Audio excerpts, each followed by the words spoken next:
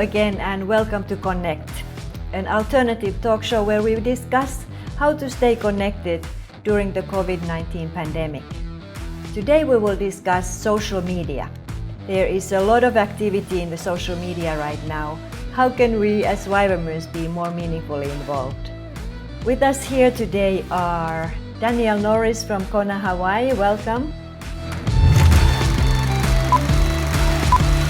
And Kayla Norris from Tauranga, New Zealand, welcome.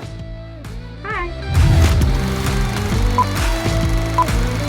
And Jukka Veldheim from Lausanne, Switzerland, welcome. Hello everyone.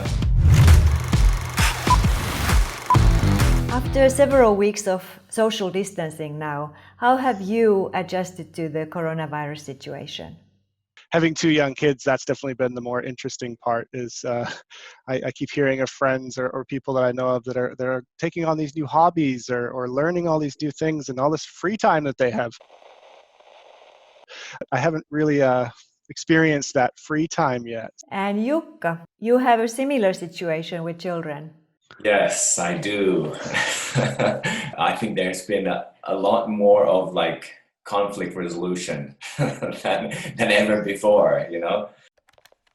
So that is a lot of learning, I think, which has been great, but not so easy at times. The conflict resolution thing is definitely something that many people can identify with. Kayla. Yeah, well, I'm one of the ones that has learned lots of new hobbies in this time. Yes. I think probably the hobby I've learned most is just how to cook. So nothing crazy new. People are using the social media more now, but also producing more content.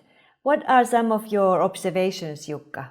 My point of view has always been like it's a place to share good things and connect with people. Even the people who don't usually normally post anything, they're posting and producing stuff that just wants to give hope. People are coming to the core of the whole communication, I feel, of that the content is the thing that matters. And I love seeing people, you know, sharing kind of Zoom call, very raw videos that are not edited or filmed with a fancy camera, but it's the content that they actually want to share. And I really agree and I love that. And Danielle? I think for us in YWAM too, I think that's been a big message of mine is that, hey, we've got to connect with this generation. We have to get online and get out there. This is kind of forced that where we don't have our regular programs going on. Kayla? Yeah, I've been amazed during this time that a job that was sort of relegated to just a few people or one team has suddenly become the job of everybody. So it's been amazing to see, that mobilization across the globe in that way. So social media is here to stay and probably increase its impact. What are some of the trends for social media for 2020? Yeah, some of the trends I've noticed as well as seen things like Instagram stories and Snapchat stories, that short video content, it's engaging, it's addictive, and it's not always beautifully produced, but it's pulling people in and it doesn't have to stay long either.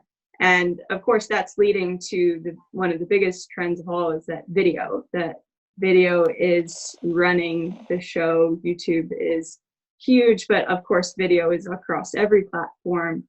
Specific trends that have come out of this time is that with videos is that there's things like webinars and blogs and interviews like this one, things that are pulling people in their engagement because they have the time.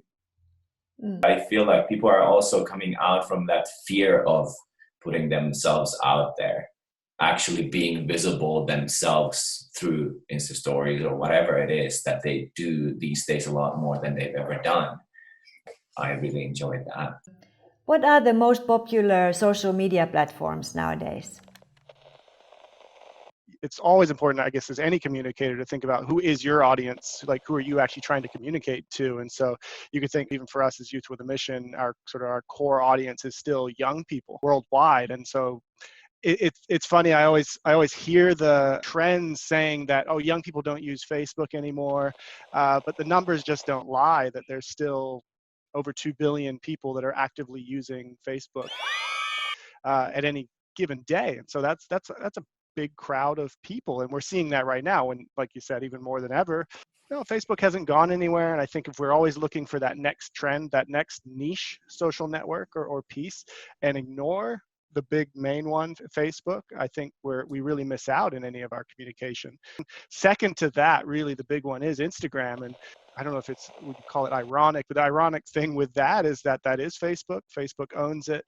It was Mark Zuckerberg's way to trick young people into thinking they're not using Facebook, but they really are. And then you've got it's one of the fastest growing ones that doesn't always make sort of the bigger lists, but is the very on trend one is TikTok, which you're seeing a lot, very much the younger generation coming up and using. And so it's really, those are the ones that you want to start on. The other thing is that it's not just about, hey, I use this social network or I use this one. It's actually, how do we utilize them all more than ever? How do we actually create content in a way and communicate in a way that can be strategically dispersed across all of the social networks? Yes, YouTube is a massive one, so I'll include that in there for sure, being a video platform and very much a social network. A lot of the value with YouTube is it's also the second largest search engine in the world. So a lot of young people are searching for answers on things. We talk about how to make a good video, or how composition or lighting or all this stuff. Well, you just go to YouTube. And so it's important to have a strong presence on YouTube as well. What impact will this pandemic likely have on social media consumption? The one thing that I read focused on not your product, but the audience or the client or the user. And then that if you provide free services, then those people will be able to gain attention in the future as well, or helpful information or relevant advice, or make people entertained or something. What I've seen over this last 6 years within YWAM, we only use our energy and time kind of promoting schools and creating that kind of content, and not thinking of, there's millions of people that are looking for something, and how do we actually then be the ones who contribute something that people want to actually see and read and watch. And then eventually that will draw people into the mission as well, I do believe. People want to see good quality content anyway. They're spending hours and hours on it every single day. In this season, personally, and us as a team and ministry here, it's like, how can we shift that way of producing content that reaches out to a lot more people than just people who are keen to do a Bible course with YWAM. I want to say, I wholeheartedly agree with what Yuko was saying, just to do with our content being more about how can we give and how can we serve. And it's interesting, even in a business context, and very successful entrepreneurs on social media are taking these actually very clearly biblical principles of generosity and servanthood and applying them at this rapid rate and seeing just massive success. But you're right, sometimes in our church context, it is more about what it's well-meaning. It's like we do what we're trying to include people, we're being inclusive, but it is more about hey, you join us, come here, versus actually being very missional, and as we do outreach, going and serving, going and sharing your story. Social media is no different, and I think we need to continue to see that, and it will, I think, shine out more than ever before. Anytime I'm making observations on this stuff recently, I'm like, oh, this is actually how we should, it's a pandemic, but no, that's just how we should have always been doing it, and it's how we should do it into the future. I think here would be good to talk about the power of story. Kayla. When I joined missions full-time, it was interesting. The climate around blog posts and even social media content coming out was like what Yuko was saying, a lot of school promoting and a lot of come to our campus, come to our location, this is what you can do. And I came from a background of really blogging and to just share my stories, share testimonies of what God has done. And it was interesting because it was coming into actually what is in a lot of marketing research in general and research as a whole of how our brains as humans operate, is that we operate in story. We think of our lives and experiences as stories. And actually in a conversation, we share stories. So I just started sharing stories during my discipleship training school. One of them is I just shared a story of what it was like to finally do DTS after hearing about it for so long. And it was shared on our YWAM locations page. And it was actually 2 years later. 2 years later. I did my DTS in Australia, and I was sitting in New Zealand with a friend from Australia who I just kind of met in that recently. And I was like, oh, how did you decide to do your DTS?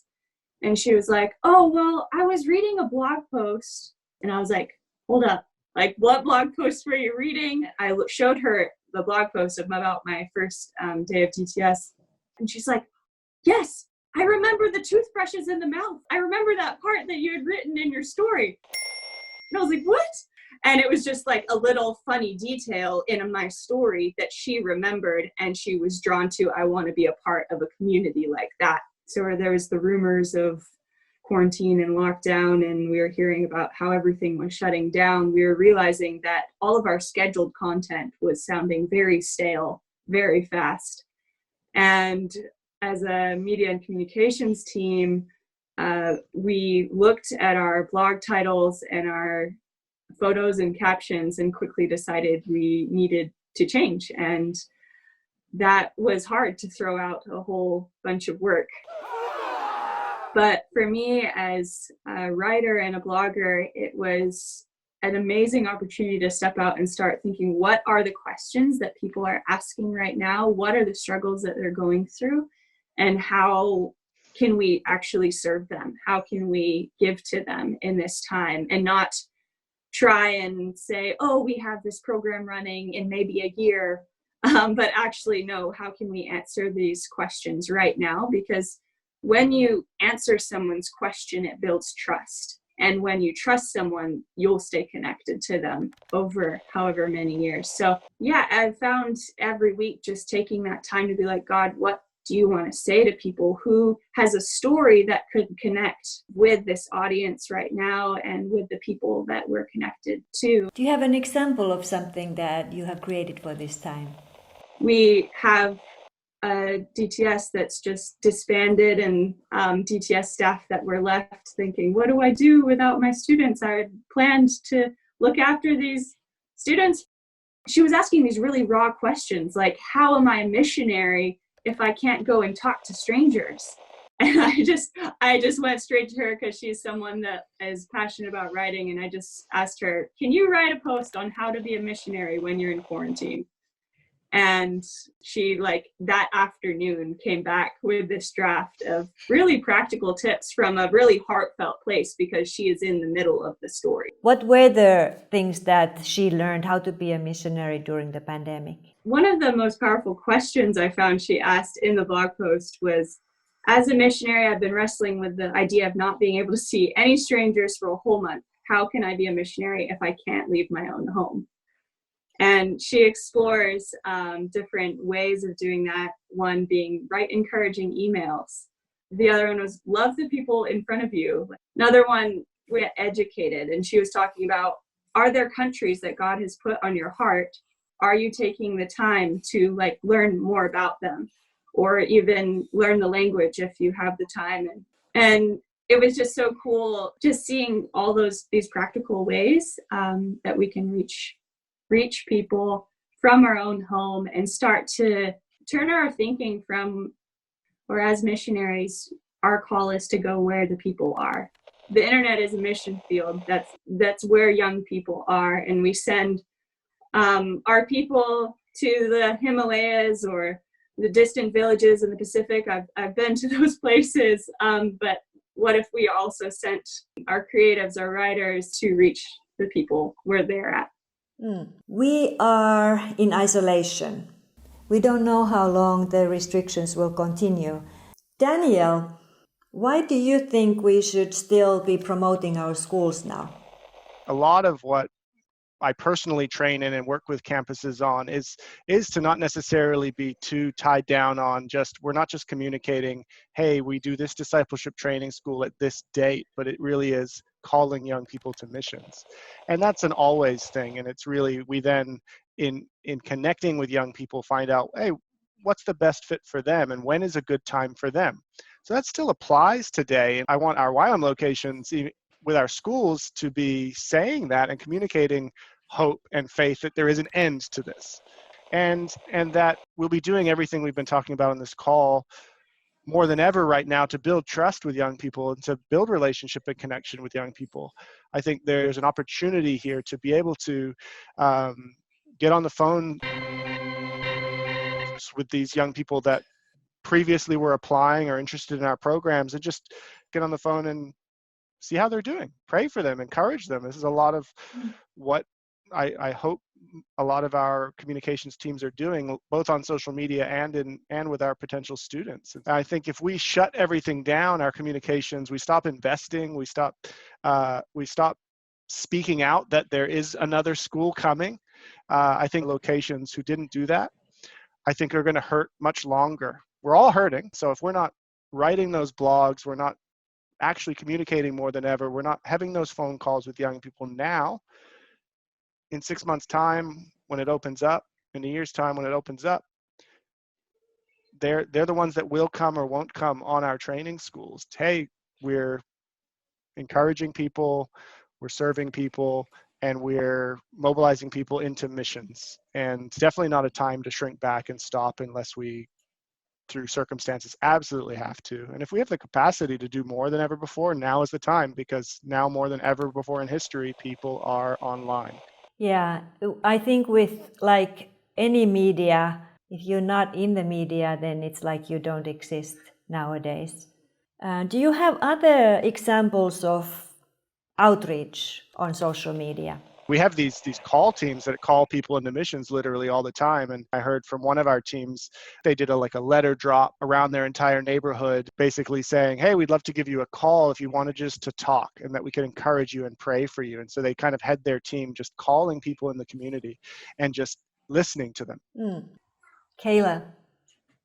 We posted a blog post called Why God Always Seems to Wait Until the Last Minute. And it was a testimony from one of our staff about how she needed a home, and at the last minute, God provided this house. And we shared that on our social media, and there's this lady that commented that I'd never heard of before. And she just said, I loved hearing your testimony. I would love prayer because me and my husband can't find a house. And I just felt like God really challenged me to say, like, no, you need to actually pray. So I was just like, okay, God, please provide a home for them. Please provide a house like you did for our staff member. Within those 3 days, they found a house. And it was perfect for them. And I was just like, I sat in the office, like in front of the computer, like tears in my eyes. Wow, and I love the interactive side of that blog post right there. And God was in there. What should our approach be towards social media as YWAM'ers? Well, I think it should be a lot more what I already mentioned at the beginning, for us to contribute to the platform, something that brings value to whoever is going to watch it, rather than trying to just lift up our school starting dates. Like, yeah, just thinking of Paul, as Kayla mentioned, that story of writing the blog post about how to be a missionary in this time, in this season. Like, Paul was often prohibited to go somewhere. He was often in prison, but he still kept writing letters. He still kept doing the things that he felt that he should do. And how can we reach out to people and bring value to people through different media platforms? How can we actually be there to give and to serve and to reach out to people? Yeah, I think that's big. which also comes with a lot of challenges, I think, with the nature and the teams, and the things are constantly changing. And so it's hard to kind of make it that very gradually grow into a certain direction. What other challenges do you see? Well, I think one of them that we've now struggled or been thinking about for like a year, I think, is like, how do you present yourself in different social media platforms? For example, Instagram, that has a lot to do with like it being visually very appealing. So I don't know if someone knows the answer. How do you balance between all the schools and outreaches and ministries and everything that's going on and present it in a way that it looks great? I'll fly to you. I wanna hang out with you and see what you have. I think that's also a challenge. Like, how do we use these platforms in a way that it serves all of these audiences that are just very, very different? You know, we need to serve the young people who want to do missions, but we also need to communicate to parents who are in their 40s, 50s. But yet we then also need to be relevant and communicate to the grandparents who often sponsor or pray and are fully involved. How can we help YWAM'ers who are wanting to post on social media at this time to be more dynamic and more impactful? Danielle? Yeah, I think Yuka nailed it on the head that this is incredibly difficult. I think it's that it is an easy misconception, I think, with social media that, oh, we don't really need a team, or we don't need to be experts in it because it's so easy because we all do it every day, right? But there is a difference between just yourself personally being like, oh, there's a cute picture of my child and posting it, or that's a beautiful sunset and posting it, and actually doing this well and being able to build strategy around all these unique complexities that we have as YWAM, and actually be successful and fruitful in our social media. You do need to, as a YWAM location and ministry, school, whatever it is, it takes real investment. The best way is to grow a team. The best way is to actually continue to invest more in it, that you're able to utilize all these different mediums and tools and train up people. I mean, training's obviously a key piece. That was great. Jukka. Can I also add to that what Daniel is sharing about this, like, keep investing? I think one thing that I've been thinking and reading and studying a lot more is like, how do we then actually even lead creative people? Because if we are working in social media, we are working with writers and photographers and videographers that their nature is they're creative people.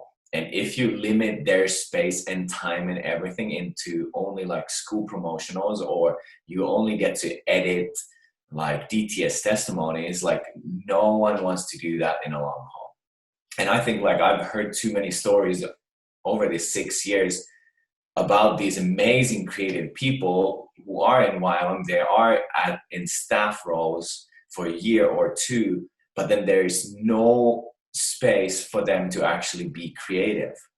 But how can we keep and involve creative people in our communication, in our media, in a long run? Not just that they come and then learn and we invest in them, but something that they actually want to stick around, and they also have that space to grow in their personal artistic craft, whatever that is. Yeah, how to empower the creatives to use their gift for missions and for ministry. What kind of dreams do you have for social media in Youth with the Mission?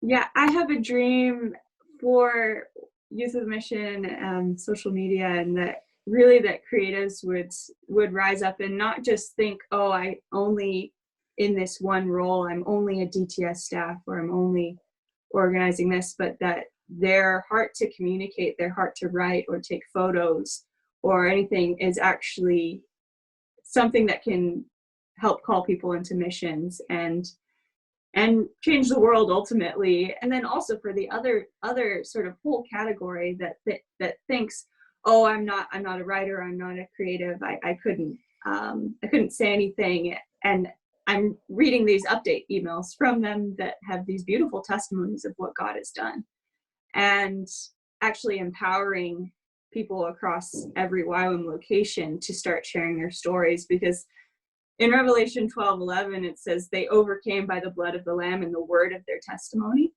And I just think of what power we have when we're proclaiming what Jesus has done by his sacrifice and our personal testimony. And for everyone to be enabled, not just the one social media expert on one YWAM base, but across every location, and that we're enabled to go and reach people where they're at, which is on the internet. Yeah, Daniel.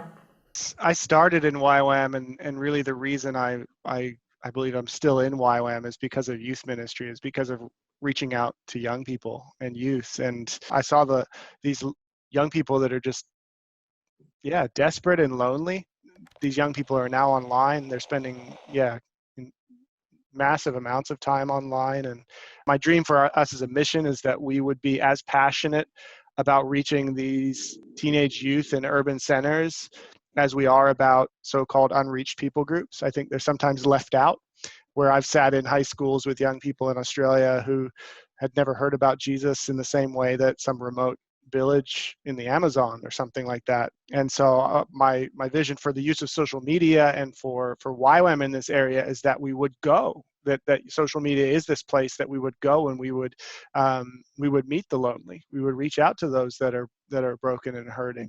We as YWAM can continue to reach out and go and see this as a mission field, and see this as cross-cultural missions and communications, that we would actually go meet these young people where they're at, and see this as a ministry tool. Yeah, so exciting.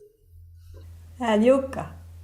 I'm in my mid-30s, and I came into the mission, did DTS 21, but the view of missions and outreach and everything, that was always something that you pack up your bags and you go into a remote village or whatever place. So but I still see that today in young students coming to do a DTS, and they're 18, 19, 20, 23, whatever. They still think that that's kind of the ultimate missions. That's the outreach. So I think my dream and my hope and my prayer for us as a mission, and for young people and everybody who's using social media these days, is we would shift that mindset in our little heads, that this is a call from God for this time. This is a full-time missions involvement, because they need to bring the value and the biblical principles into that sphere. And I think that's one of my dreams, to kind of see more people shifting in that little mindset of what is missions, even what is an outreach. There is so much potential in social media. And let's think beyond COVID-19 pandemic in how we make our strategies for social media. Thanks Kayla and Daniel and Jukka for a great conversation. And thank you for watching. In our next episode, we will talk about connecting with God, personally or with small online communities. Stay tuned and follow us on Facebook and YouTube. Thanks again for watching. See you later.